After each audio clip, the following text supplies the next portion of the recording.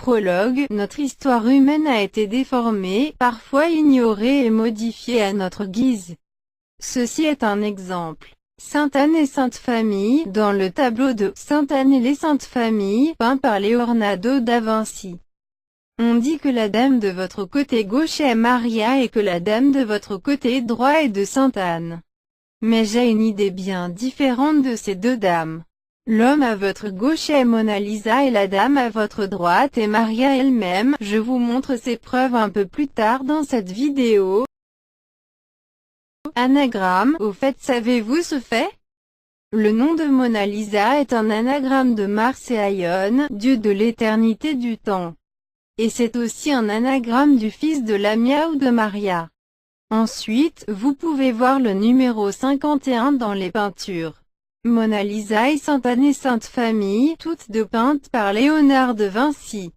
Le numéro 51 représente Mars dans la gématria juive. Ensuite, vous pouvez voir une vue panoramique de Mars à l'arrière-plan de Mona Lisa et Jung Mona Lisa. Et à l'arrière-plan de Sainte Anne et de Sainte Famille. Vous pouvez également voir une vue panoramique des calottes polaires de Mars.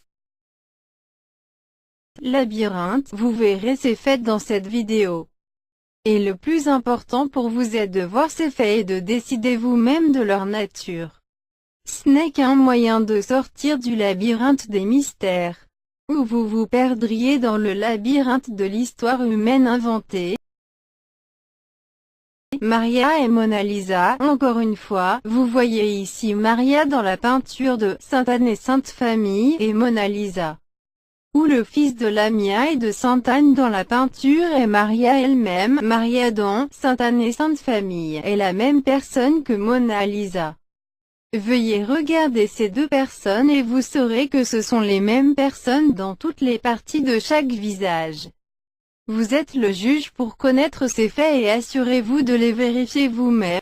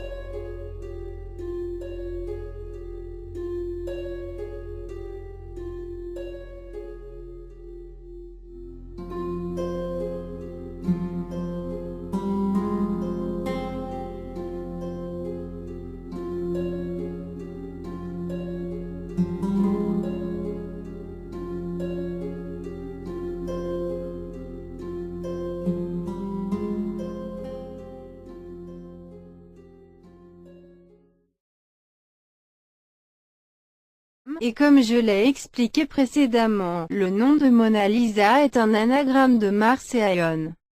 C'est-à-dire que Mona Lisa est liée à Mars. C'est pourquoi nous pouvons voir une vue panoramique de Mars à Mona Lisa ainsi qu'à Isleworth Mona Lisa, qui s'appelle également Young Mona Lisa.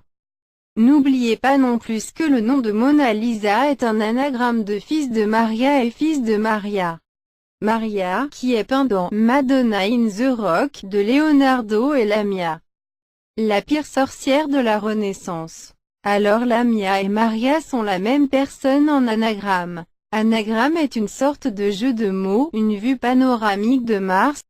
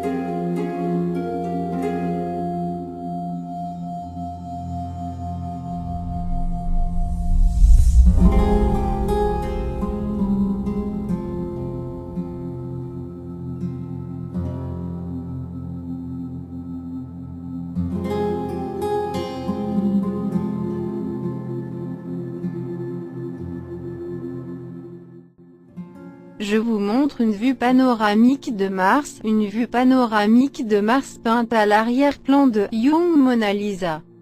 Je vous montre ici sur votre gauche une photo prise par la NASA sur Mars et une vue panoramique de Mars dans la jeune Mona Lisa.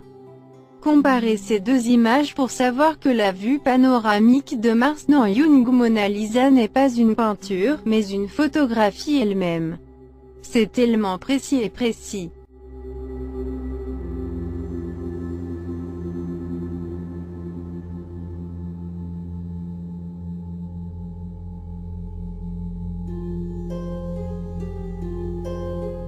Bonjour mes amis en France, je suis Hiroshi Hayashi, chercheur japonais dans ce domaine d'études.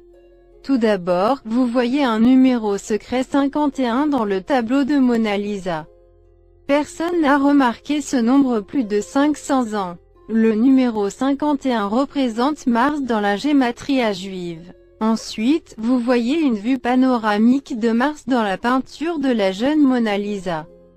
Vous voyez également une autre vue panoramique de Mars à Mona Lisa, bien que ce soit à l'envers. Croyez-le ou non, il est très important pour vous de vous assurer par vous-même si c'est vrai ou non.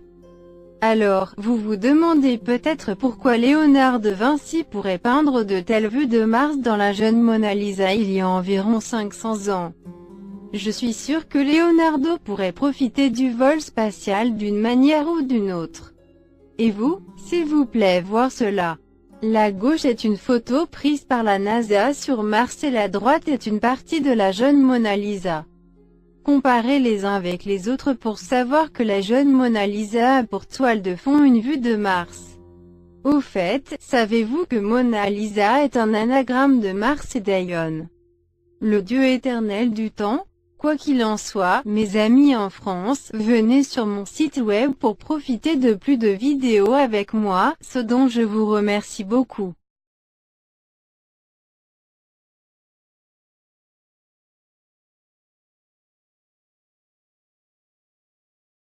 Alors vous pouvez penser pourquoi un peintre, nommé Léonard de Vinci, pourrait faire cela. Cela peut être votre première étape pour sortir de votre labyrinthe. Leonardo a écrit une fois comme suit, car une fois que vous avez goûté le vol, vous parcourez la terre avec les yeux tournés vers le ciel, car vous avez été là et vous y reviendrez longtemps. Bien que certaines personnes prétendent qu'il n'y a aucune preuve que ces citations ne sont pas celles de Leonardo, ce n'est pas le propos. Vous voyez une vue panoramique de Mars dans la jeune Mona Lisa et la vue est exactement la même que celle d'une photo envoyée de Mars par le Spirit Rover de la NASA.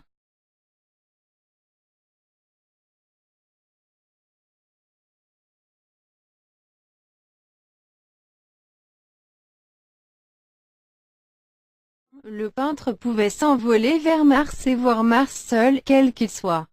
Je dis que peu importe qu'il soit ou non Leonardo, il est Dieu lui-même. Ou qui pensez-vous qu'il est? Il était Dieu qui pouvait peindre une telle peinture il y a environ 500 ans à la Renaissance. Où nous, humains, pouvons connaître un message de Jésus-Christ après 1500 ans de la Renaissance, dans lequel Jésus dit qu'un jour, à l'avenir, nous pourrions révéler ces faits et les connaître. Alors nous, les humains, pouvons savoir ce que nous étions, et de quelle origine nous étions. De plus, nous, humains, pouvons savoir qui nous sommes, ce que nous sommes et d'où nous venons. Quoi qu'il en soit, mesdames et messieurs, il s'agit d'une vidéo de guidage pour vous, et s'il vous plaît, venez sur mon site pour regarder mes vidéos pour plus d'informations, s'il vous plaît, venez tôt et restez tard avec moi pour profiter d'une autre version de l'histoire humaine. Nous savons peu de choses sur une autre version de l'histoire humaine qui se cache derrière notre histoire actuelle. Une autre version de l'histoire humaine est l'histoire avec les extraterrestres que vous appelez Dieu. Merci beaucoup. Hiroshi Hayashi, Hamamatsu City, le Japon.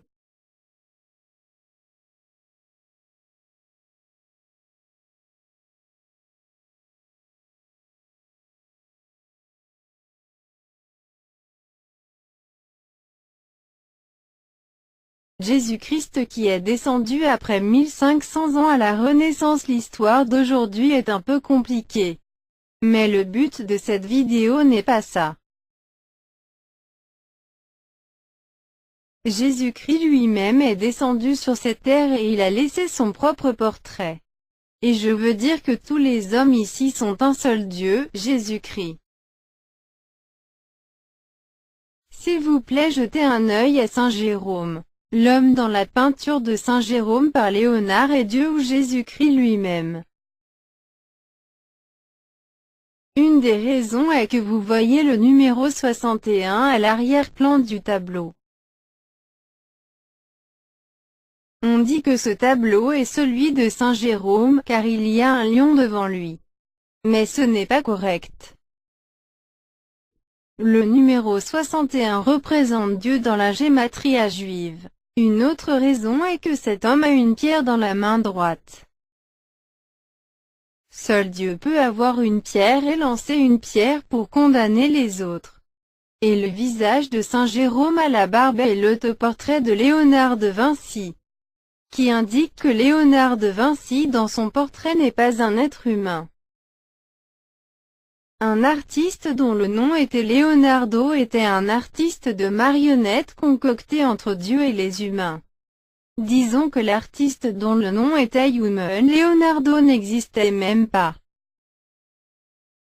Ou Leonardo était un remplaçant de Dieu, ou le Dieu est Jésus-Christ après 1500 ans à la Renaissance. Cette explication est un peu compliquée. Ensuite, pour simplifier les choses, je dis que tous ces hommes représentés ici ne représentent qu'un seul Dieu, Jésus-Christ après 1500 ans. Comparez chaque visage d'eux avec d'autres visages et vous saurez alors ce que je dis ici est correct. Quoi qu'il en soit, dans cette vidéo, assurez-vous que Saint Jérôme est bien Léonard de Vinci et que le visage de Léonard a été créé avec une sorte de technologie informatique en second après un homme sans cheveux.